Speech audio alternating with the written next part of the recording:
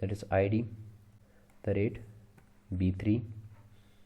इस तरीके से इसको भी ID असाइन कर देते हैं B4। इसके बाद at the rate ID B5। इसके बाद हमारे पास जो बटन है that is at the rate ID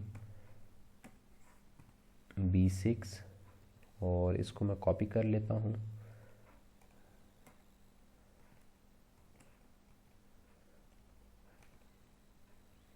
तो B6 और उसके बाद होगा B7 और उसके बाद होगा B8, उसके बाद होगा B9 और उसके बाद होगा दिस इज़ B0।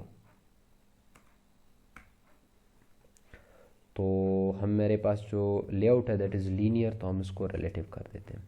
रिलेटिव किया तो आपके पास ओरिएंटेशन का कोई काम नहीं है, तो हम ओरिएंटेशन यहाँ से ख़त्म कर रहे हैं, क्योंकि रिलेटिव लेआउट के केस में आपने ओरिएंटेशन नहीं पुट करनी।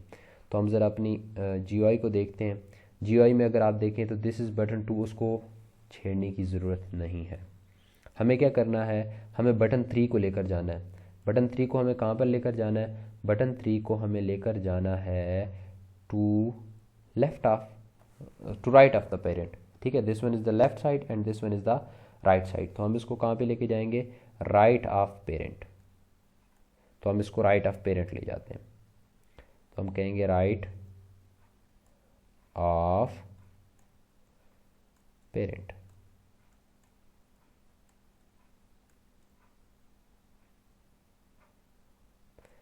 तो हम इसको पेरेंट के राइट के ऊपर लेकर जाते हैं। कौन से बटन को, बटन 3 को।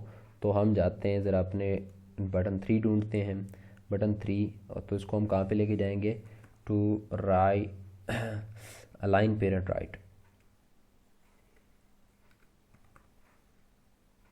Align parent right. ठीक, कोई बात, क्योंकि पेरेंट के राइट पे लेके जाना, तो अलाइन पेरेंट राइट हमें करना पड़ेगा। तो अब अगर आप देखें तो आपके पास ये बटन 3 जो है वो अपनी एक्यूरेट पोजीशन के ऊपर आ गया। उसके बाद अगर हम बात करते हैं तो हम दोबारा से अब बटन 8 की अगर हम बात करें, बटन 8 की अगर हम बात करते हैं, पहली बात ये है कि ये सेंटर में है हॉरिजेंटल, और बिलो द बटन B3 है या B2 के भी बिलो है और B3 के भी बिलो है। किसी एक का बिलो अगर आप कर देंगे तो ये काम हो जाएगा। इसका मतलब है बटन 8 को कहाँ पर जाना चाहिए, below the B3 and centre horizontal. तो हम जाते हैं बटन 8 पर। तो बटन 8 ढूंढ लेते हैं। बटन 8 हमारे पास कहाँ पर है, पहली बात यह है ये that is below the at the rate ID, और कौन से बटन पे, B3 के बिलो है, और साथ में ये क्या है, सेंटर हॉरिजेंटल है। तो हम कहते हैं दैट इज़ सेंटर हॉरिजेंटल। तो अगर आप देखें तो आपके पास जो दिस इज़ बटन 8 वो अपनी एक्यूरेट पोजीशन के ऊपर आ गया। उसके बाद अगर हम देखें तो आपके पास नेक्स्ट इज़, अब अगर आप देखें तो ये आपके पास इससे नहीं रिलेट हुआ, ये एक्चुअली इससे रिलेट हुआ है। तो इन दोनों को लाने के लिए, ये दोनों जो रिलेटेड हैं ये एक्चुअली इसके ऊपर बेस करते हैं। क्यों, क्योंकि आपके पास ये जो है ये बिल्कुल सेंटर बन रहा है आपके पास। तो इसका मतलब है B1 को हमें सेंटर इन पेरेंट करना पड़ेगा इन तीनों को अरेंज करने के लिए। अगर इन तीनों को अरेंज करना है तो हमें सबसे पहले क्या करना चाहिए, बटन 1 को हमें क्या करना चाहिए, सेंटर इन पेरेंट करना चाहिए। तो हम जाते हैं यहाँ पर और यहाँ पर हम आते हैं जी बटन B1 के ऊपर और उसको करते हैं that is center in parent, और इसको कर दिया ट्रू। जैसे ही सेंटर इन पेरेंट किया B1 आपका सेंटर में आ गया। अब जब B1 सेंटर में आया तो according to the GUI this is above the B1 and this is above the B1। तो हम कह सकते हैं कि B6 and B7 are above the B1, B6 and B7 are above the B1। तो हम कहते हैं above at the rate B1, B6 पर भी और B7 पर भी अबव, B1 के अबव है। अब अगर हम GUI में देखें तो आपके पास ये दोनों एक दूसरे के ऊपर आ गए होंगे। क्यों, क्योंकि बाय डिफ़ॉल्ट जो अरेंजमेंट होती है वो कौन सी होती है, लेफ़्ट साइड के ऊपर अरेंजमेंट होती है। अब इसका मतलब है हमें क्या करना पड़ेगा, B7 को या बटन 7 को लेकर जाना पड़ेगा राइट ऑफ द पेरेंट। तो हम कह सकते हैं कि B7 को कहाँ पर लेकर जाओ, अलाइन पेरेंट राइट। तो ये इसको पेरेंट के राइट पे अरेंज करो, तो ये पेरेंट के राइट पे जब अरेंज होगा तो यहाँ पर आ जाएगा। तो ये कंपोनेंट हमारा यहाँ पर आ गया। उसके बाद अगर हम बात करते हैं तो अब हमें ये वाला कंपोनेंट मिल सकता है। अब ये जो this one is center in horizontal और this one is above the B6 या B7, कोई भी एक आप कह सकते हो। B9 जो है वो B6 से ऊपर है और सेंटर में है। तो B9 की बात करते हैं, तो B9 के ऊपर जाते हैं। तो B9 की अगर हम बात करते हैं तो B9 आपके पास सेंटर हॉरिजेंटल है और अबव द @ B7। तो अगर हम डिज़ाइन में आते हैं तो डिज़ाइन में आपका कंपोनेंट अपनी एक्यूरेट लोकेशन के ऊपर आ चुका है।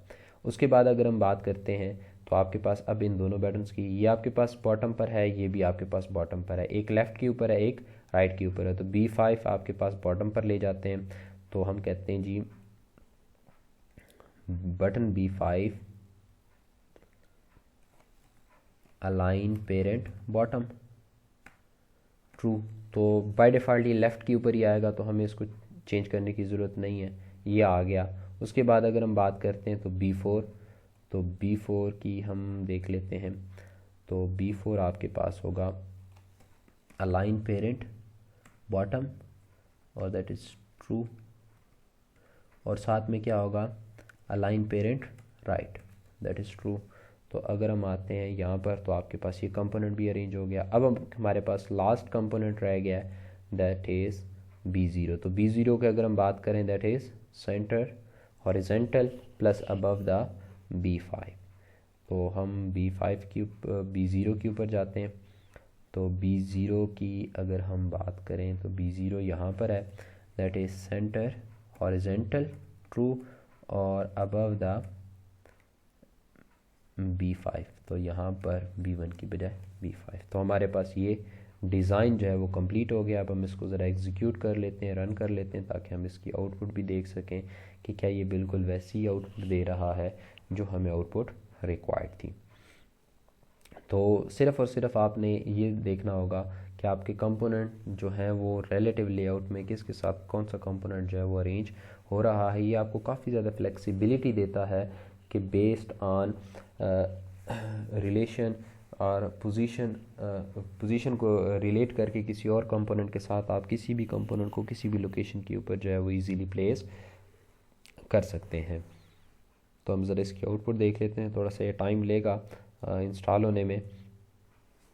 तो उसके बाद फिर हमें ये आउटपुट इसकी जो है वो डिस्प्ले होना स्टार्ट हो जाएगी।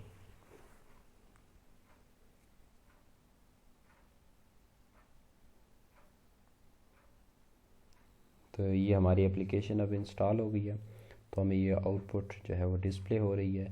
इस आउटपुट को हम अपनी आउटपुट के साथ जो है वो कंपेयर भी कर सकते हैं कि क्या ये बिल्कुल वैसी आउटपुट दे रहा है। तो अगर आप देखें बटन 2, बटन 3, बटन 8, 9, 6, 7, 1, ठीक है, 0 और 5 और 4, तो ये बिल्कुल वैसी आउटपुट आ रही है जिस तरह की आउटपुट हमें रिक्वायर्ड थी। तो होप सो ये कुछ बातें आपको अंडरस्टैंड हो गई होंगी।